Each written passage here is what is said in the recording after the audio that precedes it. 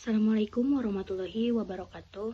Perkenalkan, nama saya Alika Nur Ajija dengan nomor pokok mahasiswa 252-121-111158. Di sini saya akan mempresentasikan teori komunikatif Merrill-Swain, output hipotesis, mata kuliah teori belajar bahasa, dosen pengampu Bunda Welinoris Kartadireja, sarjana pendidikan, magister pendidikan. Lanjut saja kita ke materi. Yang pertama ada profil Merrill-Swain. Merrill-Swain adalah seorang ahli bahasa terkenal di bidang pemerolehan bahasa kedua atau SLA, Second Language Acquisition. Lahir di Kanada dan merupakan profesor di Ontario Institute for Studies in Education, University of Toronto.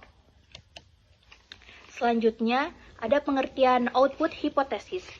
Output hipotesis adalah teori pemerolehan bahasa kedua yang menyatakan bahwa menghasilkan bahasa, berbicara atau menulis, memiliki peran penting dalam proses belajar bahasa.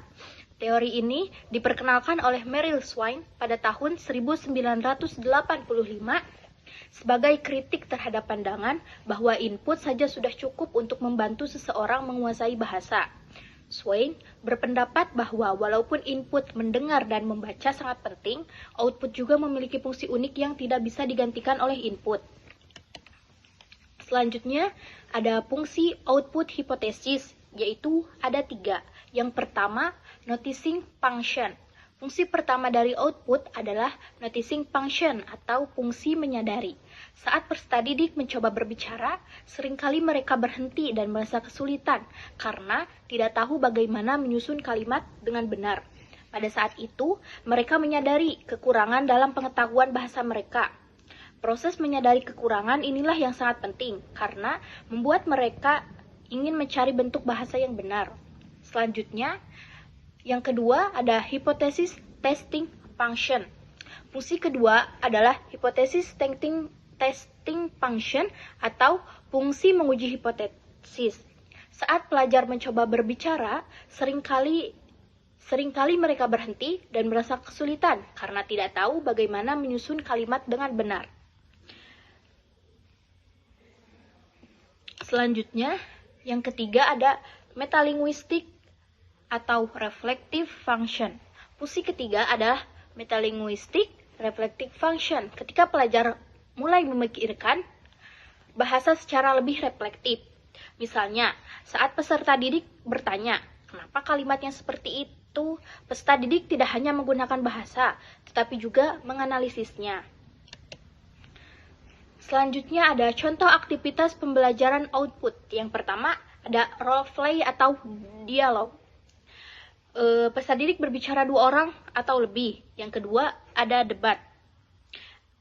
Yang ketiga, presentasi. Kegiatan ini membantu peserta didik untuk merencanakan atau menyusun dan memproduksi bahasa secara terstruktur. Yang keempat, ada menulis jurnal. Peserta didik memulai pengalaman atau opini. Output tentu harus membantu refleksi dan perbaikan grammar. Yang kelima, ada diskusi kelompok kecil. Peserta didik membuat kelompok kecil untuk memecahkan suatu masalah atau menjawab pertanyaan. Interaksi itu menghasilkan output yang berulang-ulang.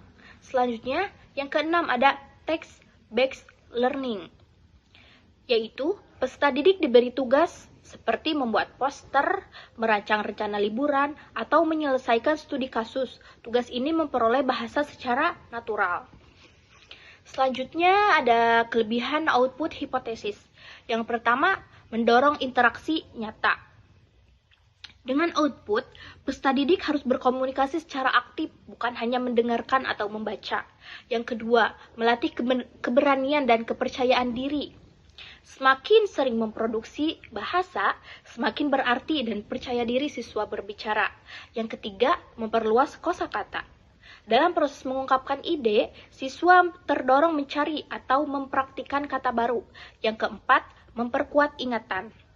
Bahasa membantu memperkuat ingatan jangka panjang karena peserta didik mengolah bahasa secara aktif, bukan pasif. Selanjutnya, ada kelemahan output hipotesis. Yang pertama, output tidak bisa terjadi tanpa input. Yang kedua, tidak semua peserta didik berani berbicara.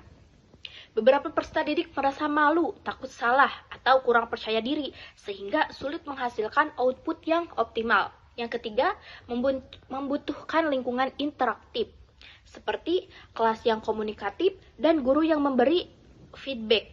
Yang keempat, bisa menimbulkan frustasi.